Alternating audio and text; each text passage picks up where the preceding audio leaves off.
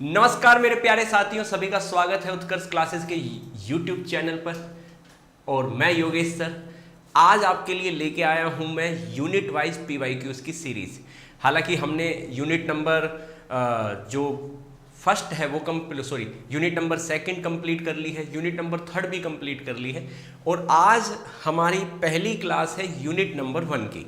तो नोट करेंगे सभी मेरे प्यारे साथी, आज हम डिस्कस कर रहे हैं यूनिट नंबर 1। हाँ जी, तो यूनिट नंबर 1 डिस्कस कर रहे हैं और यूनिट नंबर 1 के PYQs डिस्कस करेंगे हम 2012 से लेकर और 2025 तक, है ना। 2012 से लेकर 2025 तक के सारे PYQs हम आपके साथ डिस्कस करने वाले हैं। एक एक टॉपिक स्क्रीन पे आपको दिख रहा है कि टॉपिक कौन सा चल रहा है। टॉपिक है हमारा वर्ल्ड ट्रेड ऑर्गेनाइजेशन। तो स्वागत है आपका वापस से एक बार, सभी को सुप्रभात। जल्दी से जो भी लाइव आ चुके हैं सबसे पहले ईमानदारी से एक बार वीडियो को शेयर करेंगे। बहुत मज़ेदार क्लास होने वाली है क्योंकि WTO बहुत इंपॉर्टेंट टॉपिक है। लगभग आप देखेंगे 2012 से लेकर 2025 तक लगभग 45 क्वेश्चन आपको यहाँ से मिलेंगे और ज़्यादा बड़ा टॉपिक नहीं है, आप आराम से इसको कवर करके जाइएगा। 100% इसमें से एक क्वेश्चन आपका जरूर देखने को मिलता है। वीडियो को शेयर कर दिया है। चलिए अब शुरू करते हैं हम आज की क्लास। हाँ जी, तो देखिए, तो क्वेश्चन नंबर 1 देखिए आपकी स्क्रीन पर है। क्वेश्चन नंबर 1 दिसंबर 2012 में आया था। Out of the following one is not related with WTO। हाँ जी, इनमें से कौन सा WTO से रिलेटेड नहीं है? हाँ जी, हाँ जी, नॉट रिलेटेड, है ना। जो WTO से, वर्ल्ड ट्रेड ऑर्गेनाइजेशन WTO से रिलेटेड नहीं है। ट्रिम्स, हाँ जी, ट्रिम्स आपका WTO से रिलेटेड है। मिनिस्ट्रियल कॉन्फ्रेंस होती है आपकी इसमें, ठीक है, ये भी WTO से रिलेटेड है। और ट्रिम्स है जो आपका, ये भी WTO, तीनों के तीनों आपके WTO से रिलेटेड है। हाँ जी, जल्दी से बताओ है या नहीं है, फटाफट से आंसर दो। कौन सा नहीं है? कौन सा नहीं है, नहीं देखना है आपको। तो नहीं में क्या आएगा? Telecom regulatory authority of India. Telecom regulatory authority of India try जो है आपका, ये आपका WTO से रिलेटेड नहीं है। जल्दी से आंसर दे दीजिए। सभी का आंसर आ रहा है D, बहुत बढ़िया, ठीक है। हाँ जी,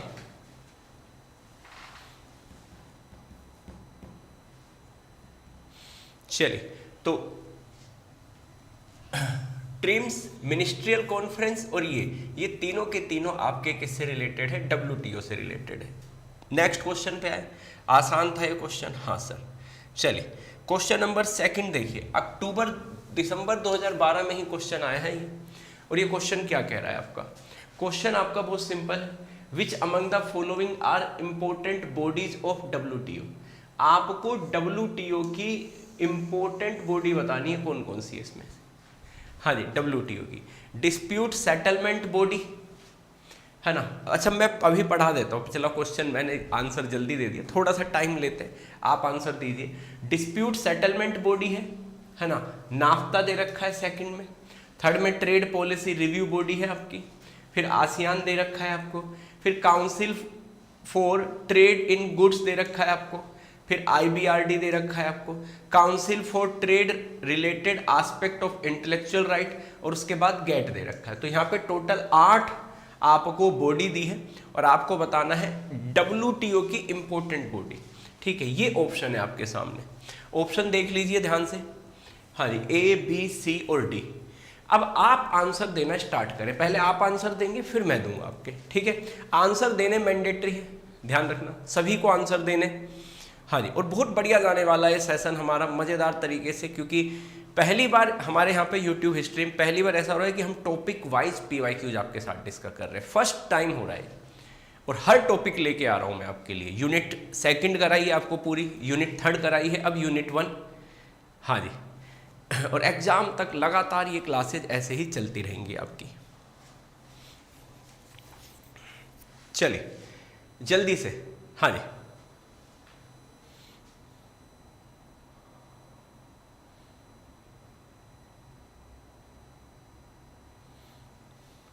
तो आंसर आगे है सभी का। आओ चेक कर लेते हैं सही है गलत है।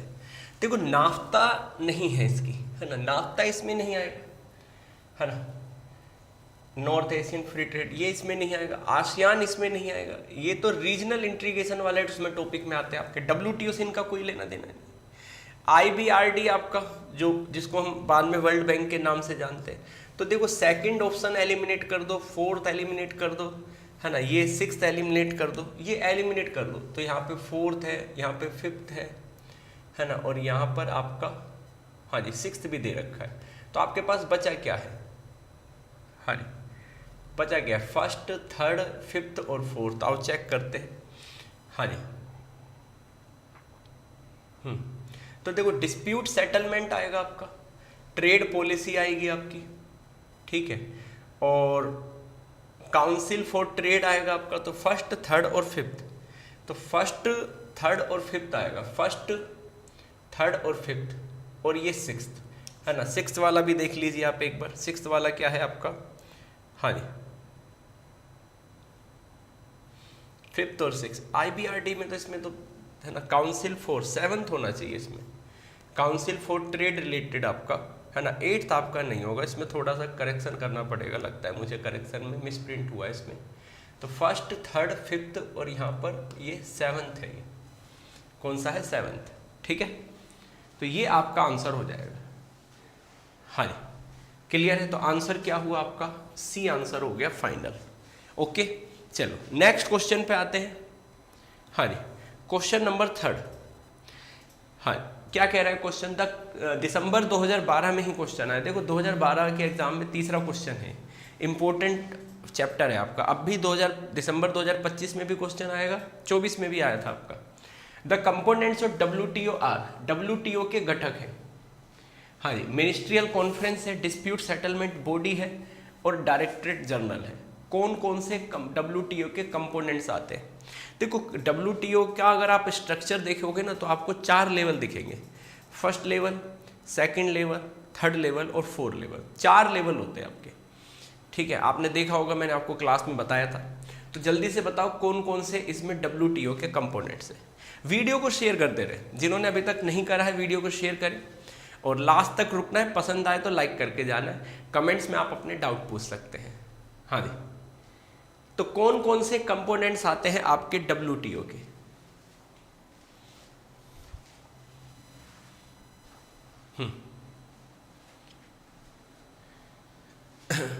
जल्दी से आंसर दीजिए।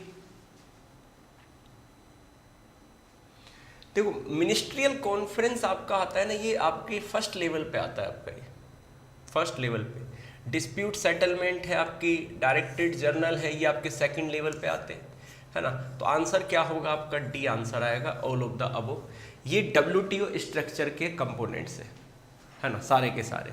तो मिनिस्ट्रियल कॉन्फ्रेंस में आपके जो सभी देश जो इसके मेंबर्स होते हैं उनके हेड आते हैं आपके, ठीक है। और डिस्प्यूट सेटलमेंट बॉडी होती है, जो दो देशों के बीच में कोई डिस्प्यूट होता है तो उसको सेटल करने का काम करती है। डायरेक्टरेट जनरल होता है, DG होता है ना।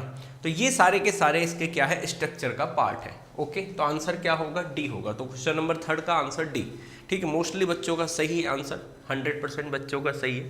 क्वेश्चन नंबर 4 देखो, जून 2013 में आया। हाँ जी, क्या कह रहा है, मुख्य रूप से बहुराष्ट्रीय प्रकृति की रियायतें किस सिद्धांत के अंतर्गत आती। Concessional mainly multinational in character come under the, हाँ जी, प्रिंसिपल। मुख्य रूप से बहुराष्ट्रीय प्रकृति की रियायतें किस सिद्धांत में आती है। हाँ जी, नॉन डिस्क्रिमिनेशन में आती है। हाँ जी, रेसिप्रोसिटी, ये प्रिंसिपल्स हैं आपके WTO के प्रिंसिपल्स। बहुत क्वेश्चंस आते हैं आपके यहाँ पे। मार्केट एक्सेस में आती है, फिर फेयर कंपटीशन में। हाँ जी, कि कंसेशन दो, मतलब कंसेशन देने का मतलब है व्यापार बढ़ाने के लिए छूट दो आप।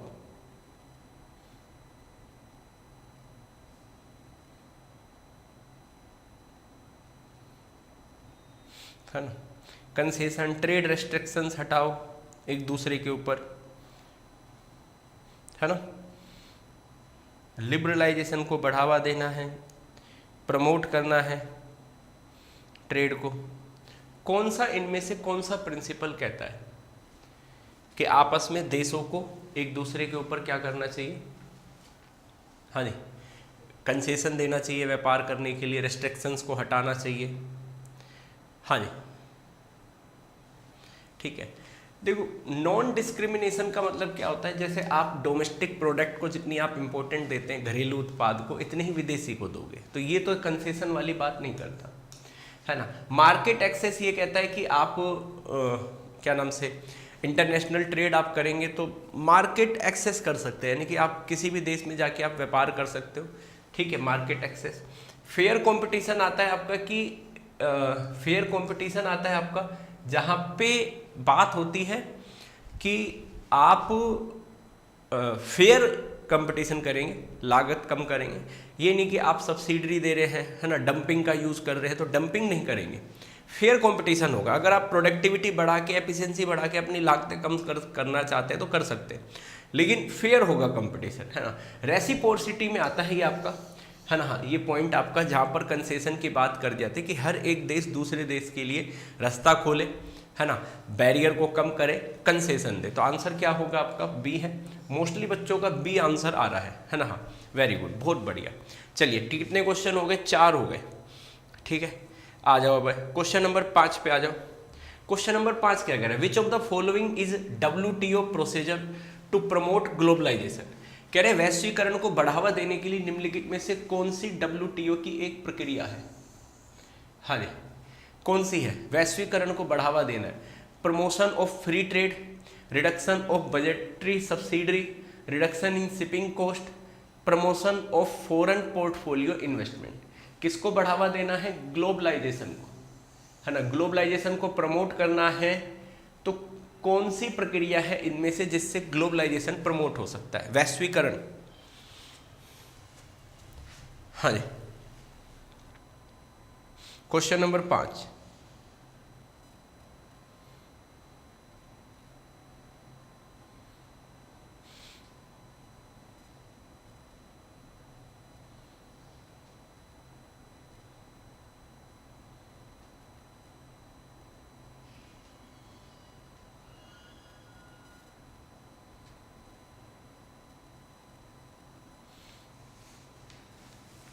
जल्दी से आंसर दीजिए। हाँ जी, वेरी गुड, सभी के आंसर आ रहे हैं। जो नहीं दे रहे हैं उनको भी आंसर देने हैं बेटा, है ना, आंसर देने जरूरी है। चलिए, और बहुत सिंपल क्वेश्चन है, बच्चे कह रहे हैं कि सर सिंपल सा है, फ्री ट्रेड को अगर आप प्रमोट करोगे, है ना, मेन प्रिंसिपल इसका, है ना, WTO का, तो फिर ग्लोबलाइजेशन को क्या होगा, बढ़ावा मिलेगा। तो आंसर क्या होगा आपका, ए होगा, ठीक है। तो यहाँ पे एक पूछा है आपसे, है ना, है ना, बजटरी सब्सिडी को कम करना, शिपिंग कॉस्ट को कम करना, फॉरेन पोर्टफोलियो इन्वेस्टमेंट, ये तो इन्वेस्टमेंट को लेकर है आपका, ठीक है। तो इनडायरेक्टली इफेक्ट कर रहे हैं, लेकिन मेन प्रिंसिपल आपका क्या है, प्रमोशन ऑफ फ्री ट्रेड। चलिए, कितने क्वेश्चन हो गए, 5 क्वेश्चन हो गए। अच्छा, एक मैं आपको बता देता हूँ, आपके रिवीजन के लिए ना एक आपका बैच लॉन्च हुआ है, PYQs बैच, है ना, MCQ बैच आपका, ठीक है। और उसके लिए अभी दिवाली ऑफर चल रहा है, तो बेनिफिट है, एक बार डिस्कस करते हैं, 2 मिनट की बात है, देखो जल्दी से। हाँ जी, तो दिवाली धमाके पे पहला धमाका है आपका 90% तक आपको ऑफ मिलेगा, जो भी UGC नेट के ऑनलाइन कोर्स आप लेते हो। दूसरा धमाका है आपके पास जहाँ पे आपको 13% एक्स्ट्रा डिस्काउंट मिलेगा, UC13 आपको अप्लाई करना पड़ेगा कूपन कोड। तीसरा धमाका है आपका, हाँ जी, कोर्स वैलिडिटी आपकी एग्ज़ाम तक रहेगी। और चौथा धमाका है सबसे बड़ा आपका कि आपको एज ए रिवॉर्ड, है ना, जब आपका UGC नेट JRF में सिलेक्शन हो जाएगा तो आपको जो आपने फीस दी है वो आपको क्या कर दी जाएगी, रिफंड कर दी जाएगी, ठीक है। ये धमाका है ना। अब जो MCQ बैच है आपका सर वो कितने का है, क्या प्राइस है, देखो पेपर 1 की स्टैंडर्ड की फीस है 800 रुपये, है ना, पेपर 1 की स्टैंडर्ड की फीस है 800 रुपये है, और प्राइम की जो फीस है वो कितनी है, 1200 रुपये है, ठीक है, दिवाली ऑफर में डिस्काउंट ये लेस करने के बाद, ठीक है। इन कोर्स पर UC13 कोड आपको अप्लाई करना है और 30% आपको एक्स्ट्रा डिस्काउंट भी मिल जाएगा, ठीक है। तो 800 रुपये, 1200 रुपये।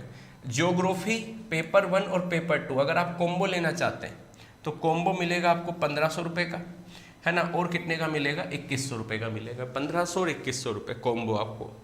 अगर आपको इंग्लिश का लेना है तो 1500 रुपये और 2100 रुपये कॉम्बो, वही पेपर 1 2 2। और अगर आपको कॉमर्स का लेना है तो 1500 और 2100 रुपये, ठीक है। रिवीजन के पॉइंट से बैच आपका बना है, MCQ बैच प्रैक्टिस के लिए। और डिटेल एक्सप्लेनेशन आपको यहाँ पे मिलेगी, है ना।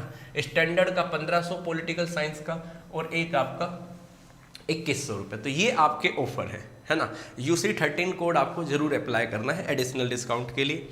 चलिए, अच्छा इसके अलावा अगर आप बुक ऑर्डर करते हैं तो उस पर भी 90% ऑफ चल रहा है आपका, ठीक है। इसके अलावा आपका दिवाली, है ना, सभी को हैप्पी दिवाली, शुभ दीपावली सभी को। और ये दिवाली आपकी सिलेक्शन वाली, है ना। एग्ज़ाम की डेट आई गई है, बहुत बढ़िया डेट आई है, आराम से आप रिवीजन कर सकते हैं, बहुत टाइम है आपके पास। अगर सही रणनीति बनाएंगे, सही दिशा में करेंगे तो ज़रूर आपका सिलेक्शन होगा। बात करते हैं, हाँ जी, क्वेश्चन नंबर 6 की। आ जाओ, क्वेश्चन नंबर 6 क्या है आपका, देखो क्वेश्चन नंबर 6 क्या है, कह रहा है arrange the stage in the anti dumping investigation process in the right sequence. Anti dumping, dumping आपको पता ही है ना, चाइना याद आ जाता है, डंपिंग आती है ना। तो यहाँ पे एंटी डंपिंग इन्वेस्टिगेशन प्रोसेस है ना। आप इन्वेस्टिगेशन कर रहे हैं, WTO का काम होता है कि जो देश डंपिंग कर रहा है उसकी इन्वेस्टिगेशन करता है ना। तो anti dumping investigation process in the right sequence, तो उसका सही सीक्वेंस आपको लगाना है, ठीक है। जब कोई देश डंपिंग करता है तो उसके लिए क्या प्रोसेस है, हाँ जी, उस डंपिंग को रोकने के लिए, ठीक है। तो सबसे पहला आता है आरंभ करेंगे, हाँ जी। फिर दूसरे नंबर पे आता है प्राइमरी स्क्रीनिंग होगी, प्रीलिमिनरी प्रारंभिक जांच होगी। रिजेक्शन आएगा आपका, हाँ जी। अनसस्टेन आपकी जो इन्फॉर्मेशन होती है, निराधार जानकारी होती है, उसको अस्वीकृत किया जाता है। फिर आता है प्रोविजनल फाइंडिंग आती है आपकी, अंतिम निष्कर्ष आपका, है ना। फाइनल फाइंडिंग एंड मेजर होता है अंतिम निष्कर्ष और उपाय होता है, हाँ जी। फिर आता है permit the export country to modify the practice, निर्यातक देश की प्रथाओं को संशोधित करना। तो यहाँ पे आपके पास कोड दे रखे हैं। अब देखो, या तो आप पहले से स्टार्ट करोगे या दूसरे से, पहले तो यही दुविधा है। अच्छा, लास्ट में सबका 5 दे रखा है ना। तो 5वां तो आपका लॉक हो गया कि लास्ट में तो 5 ही आएगा आपका, 5 तो हटा ही दो, अंतिम निष्कर्ष और उपाय, ठीक है। और देखो सेकंड लास्ट भी कितना समझदार है, सेकंड लास्ट में भी 4th दे रखा है, 4th भी लॉक हो गया आपका, ठीक है। अब फर्स्ट सेकंड सॉरी 6th भी लॉक हो गया आपका, 6th लॉक नहीं हुआ, 6th लॉक नहीं हुआ, 6th में है अंतर, हाँ जी। 6th में यहाँ पर 6th है और यहाँ पर 4th है, ठीक है। तो चलिए स्टार्ट हो जाओ, फटाफट से आंसर दे दो। अच्छा सर, ये दिख नहीं, ऑप्शन नहीं दिख रहे, ओके ओके।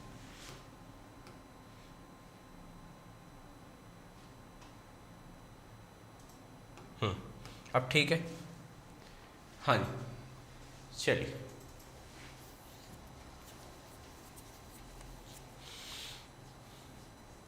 आंसर दे दो अब जल्दी से। कहाँ से स्टार्ट करोगे? तो प्रारंभिक जांच होगी पहले या आरंभ होगा? देखो, कोई भी चीज आरंभ करने से पहले पहले जांच ही होती है ना। तो ये दोनों ऑप्शन कट गए आपके। अब जांच होती है, जांच के बाद कह रहे हैं या तो 4th या 3rd। आओ 3rd देख लेते हैं, 3rd क्या है। हाँ जी, निराधार जानकारी को अस्वीकृत करना 3rd में आता है ना। और 4th में क्या आता है?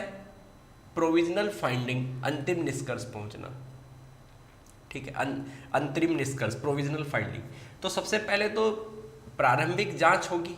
प्रारंभिक जांच होने के बाद, हाँ जी, अगर कोई निराधार जानकारी, मतलब कोई देश दूसरे देश पे डंपिंग का इल्ज़ाम लगा रहा है और लगता है कि कोई फैक्ट नहीं है उस चीज़ में, है ना, तो जहाँ पे फैक्ट नहीं है तो वहाँ पे क्या कर दिया जाएगा? उसको रिजेक्ट कर दिया जाएगा। तो आंसर डी होना चाहिए, 4th नहीं आएगा। फिर उसके बाद आरंभ होगा, है ना। अगर लगता है कि नहीं फैक्ट सही है तो आरंभ होगा। आरंभ होने के बाद, हाँ जी, फिर आता है आपका प्रोविजनल फाइंडिंग की जाएगी, प्रोविजंस की, ठीक है। फिर उसके बाद फाइनल वाला तो लास्ट में आएगा। उसको क्या दी जाएगी? एक्सपोर्ट कंट्री को मॉडिफाई करने के लिए कहा जाएगा कि आप अपने प्रैक्टिस को मॉडिफाई करो, और फिर उसके बाद फाइंड। तो आंसर क्या होगा आपका? डी होगा। बस अब दिक्कत यही थी कि यहाँ बच्चे जो आंसर दे रहे थे ना, वो सोच रहे थे कि आरंभ करेंगे सबसे पहले। नहीं, आरंभ से पहले जांच होगी। आरंभ से पहले क्या होगी? आपकी जांच होगी, ठीक है। चलिए आगे बढ़ते हैं। अगला पॉइंट आता है हमारा नेक्स्ट। क्वेश्चन नंबर 7 देखो क्या कह रहा है, a situation where any advantage given by one member of the WTO to another member is extend to all WTO member is refer to as. हाँ जी, तो ये कह रहे हैं ऐसी स्थिति जहां WTO के एक सदस्य द्वारा दूसरे सदस्य को दिया गया कोई भी लाभ सभी WTO सदस्यों तक बढ़ा दिया जाता है, उसे क्या कहते हैं? तो कह रहे ऐसी स्थिति जहां पर WTO के एक सदस्य द्वारा दूसरे सदस्य को दिया गया कोई भी लाभ सभी WTO सदस्यों तक बढ़ा दिया जाता है, तो ट्रेड डाइवर्जन कहते हैं।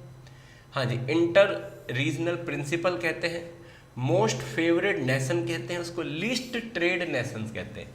चलिए, बहुत आसान क्वेश्चन है, आराम से आप इसका जवाब दे सकते हैं। आंसर देना स्टार्ट करें। हाँ जी,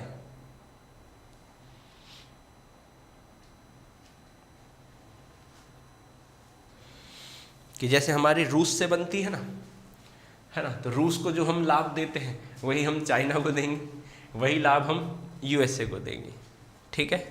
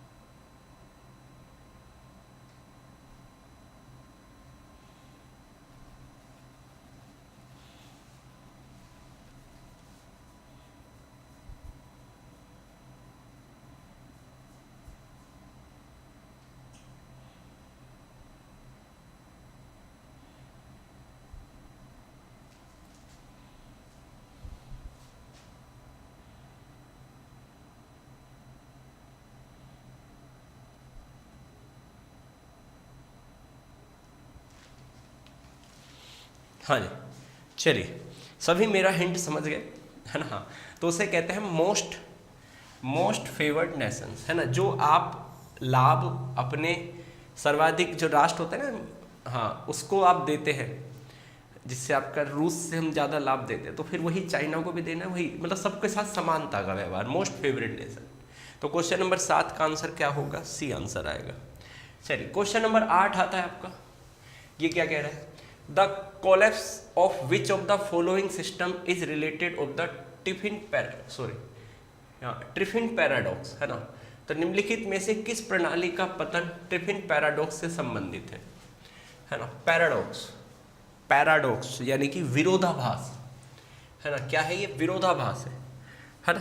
तो गोल्ड स्टैंडर्ड्स का विरोधाभास है, एक्सचेंज रेट मैकेनिज्म का है, ब्रिटेन वुड्स का है, नन ऑफ द अबव। चलिए, क्वेश्चन नंबर 8 स्क्रीन पे है, जल्दी से आंसर दीजिए आप सभी।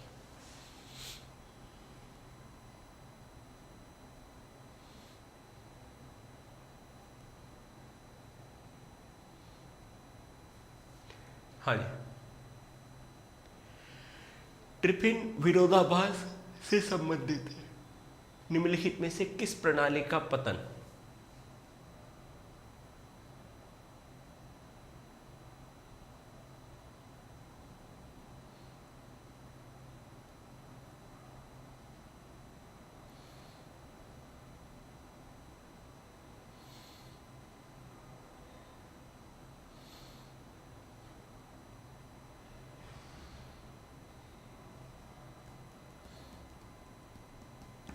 हाँ जी,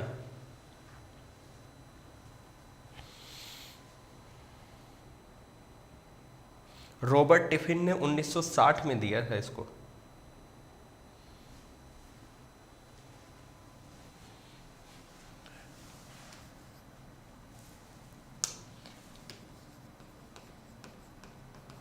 रॉबर्ट टिफिन ने कब दिया था? 1960 में। हाँ जी, तो ये है, इसका आंसर है ब्रिटेन वुड्स। ठीक है, आंसर क्या होगा? सी। चेक करो फटाफट से, सी किस किस का है। हाँ जी, तो 1960 में इन्होंने दिया था ये।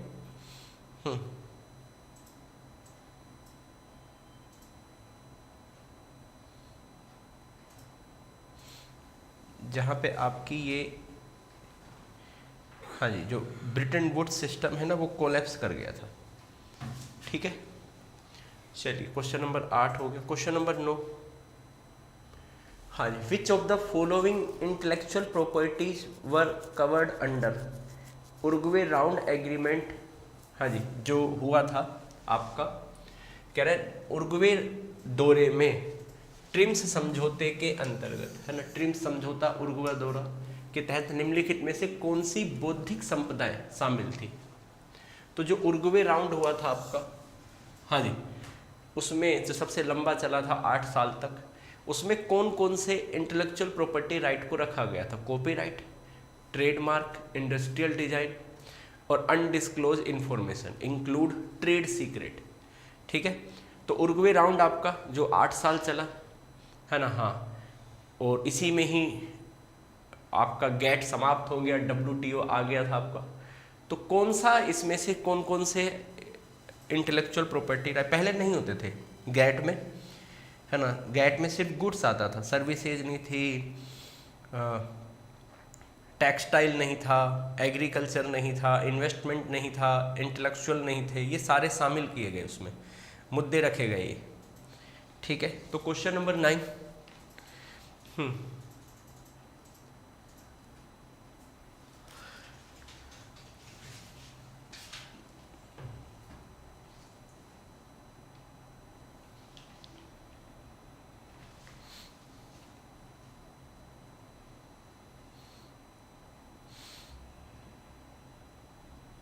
the trade related aspect of intellectual property right, TRIMS,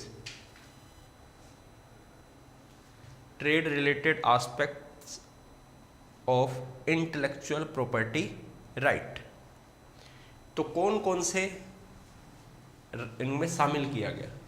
ठीक है, तो आंसर आपका सभी का बिल्कुल सही आ रहा है, डी ऑप्शन है, सबको इसमें डाला गया। इंटेलेक्चुअल प्रॉपर्टी राइट में कॉपीराइट है, ट्रेडमार्क है, इंडस्ट्रियल डिजाइन है, अनडिस्क्लोज इंफॉर्मेशन जिसको ट्रेड सीक्रेट कहते हैं, उन सभी को शामिल किया गया। ठीक है, चलिए तो लास्ट आपका क्वेश्चन है, आपका लास्ट क्वेश्चन देखते हैं, फिर आज लास्ट में स्कोर बता के जाना कि 10 में से कितने सही हुए, है ना। हाँ चलो, तो लास्ट क्वेश्चन है आपका, the main of promoters of intellectual trade liberalisation, अंतरराष्ट्रीय व्यापार उदारीकरण का मुख्य प्रवर्तक कौन है। हाँ जी, मेन प्रमोटर्स कौन है इंटरनेशनल ट्रेड लिबरलाइजेशन का।